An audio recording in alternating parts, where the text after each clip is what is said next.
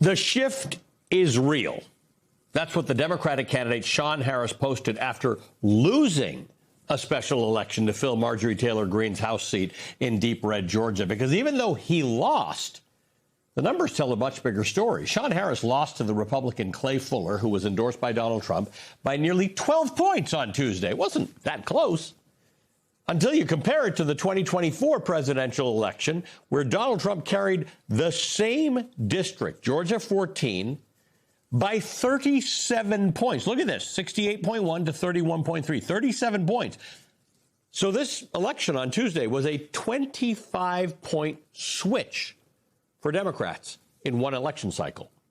When a Democrat cuts so deeply into the margin in a deep red district, it suggests that something may be shifting beneath the surface. So let's zoom in yet more.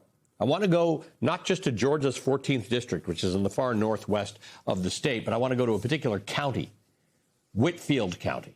It's about 30 miles south of Chattanooga, Tennessee. It's a majority-minority county. 37% of the population is Hispanic. Many people in that county work in Tennessee. You'll recall that Trump's presidential victory in 2024 was due in part to improving margins among Hispanic voters. Take a look at the numbers from this week. The vote in Whitfield County showed a 28-point Democratic swing from the 2024 presidential election. Ever since Trump retook the presidency, we've been watching Democrats run up the margins in these off-year and special elections and flip seats in state legislatures. In fact, just this week, the Cook Political Report shifted 5 races toward Democrats, including contests that had favored Republicans or were previously considered toss-ups. So all of this raises a bigger question. Are we seeing the early signs of a broader midterm shift?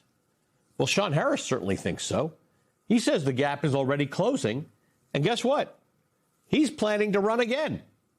Joining me now is Sean Harris. He's a retired U.S. Army Brigadier General, cattle farmer, I guess we could say cattle rancher, and he ran for Georgia's 14th Congressional District as a Democrat. Sean, nice to see you again. Thank you for being with us. Good to see you, and I'm so happy to be on your show. I know the last time we talked about a week and a half ago, we talked about what was the potential. And now, just like you just laid out to your audience, it's true. The change is happening. We know what we need to do here in the district. We're talking to all the right people. And with this momentum, we will win this election in November this time. So sometimes some would say that's smack talk, but let's go through your history and let's go through this district. When Marjorie Taylor Greene first ran there, she didn't have an opponent. Then you ran against her. And the numbers were not nothing, but they didn't look like the kind of thing that would happen if you won. In 2024, you got 35.6% of the vote versus her 64.4%. Then you ran in the special election, and you improved on those numbers a bit, but you didn't get 50% because that's the rules in Georgia. And so then you ran again on Tuesday, and you got 44%. So you jumped from 35 to 37 and change to 44% in the course of 2 years, in less than 2 years. This is momentum. You know, you're exactly right. What we're doing is every day I'm talking to everybody in the district, regardless if you're a Democrat, Independent, or Republican. And my conversation is 100% kitchen table issues, the issues that are affecting every last one of us. So regardless you're a Democrat, Republican, or whatever, when you go to the pump, we live in a rural community. You see how much diesel costs. You see how much fertilizer costs. These are real world issues. And then on top of all of those things, I'm the only person that really travels around the entire district. And I talk to people in every zip code. And like you mentioned up there in Dalton, Georgia, yes, I have been talking to the Hispanic community for a long time. And I told them, and they said to me, Sean, come and see us. If you come out and talk to us, we're going to turn out for you. And you saw that. And we know now what we need to do to flip this district and make it blue. Talk to me, for people who don't know your district, we all know your state very well. Talk to me about the various demographics into which you fit. You are, as our viewers can see looking at you, black. You are a retired brigadier general, so you're in the military and you were in military leadership. You are a cattle rancher. You use diesel and you use fertilizer. And you're worried about war. What are what in those demographics work for you and against you in your district? You know, I think everything in my kit bag works for me. And the reason why I say it works for me is because the only reason I'm talking to you today is when I retired from the military, it was the Republicans that came here to my farm and said, hey, Sean, you got it. We looked at your bio. We love your leadership. We love the way you get things done in the military because your last assignment was Israel. We believe if you run against Marjorie Taylor Greene as a Republican in the primary, you can beat her, and we want to back you. As a Republican. I had to tell them, guys, I'm not a Republican. I'm a Democrat, and those same Republicans are backing me today. So it's nothing special about me. It's just people looking for hope, people looking for somebody who's going to fight for them, and looking for somebody who's going to actually tell them the truth and tell them to hold me accountable.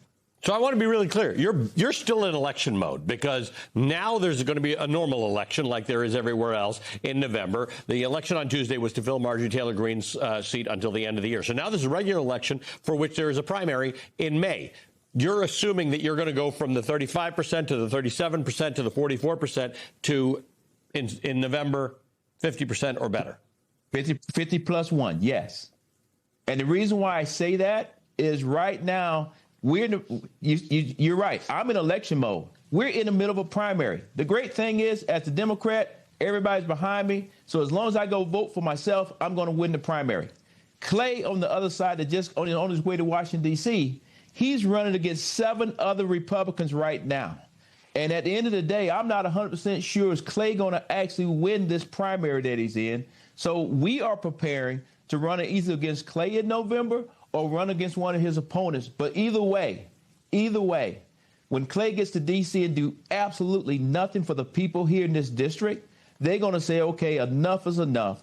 We're tired of red shirts and blue shirts. We're going to get a leader, and we're going to send somebody to D.C. that's going to stay laser focused on us and make sure that we get the things we need to have here in Northwest Georgia. Yeah, it's tough if you win a special election as a Republican right now because you're going to have to run again in November, and people are going to say, what'd you do for all those months that you were in Congress under Mike Johnson doing nothing, not insisting that the government give us the Epstein files, not insisting that the government deal with the tariffs, not insisting that the government sign off on a war that is currently illegal. Sean, good to see you again. I guess we'll get a lot of chance to talk. Yeah, go ahead. Can I tell you one more thing? Yeah. One more thing that's important about my race is the Republicans are already spending money on me.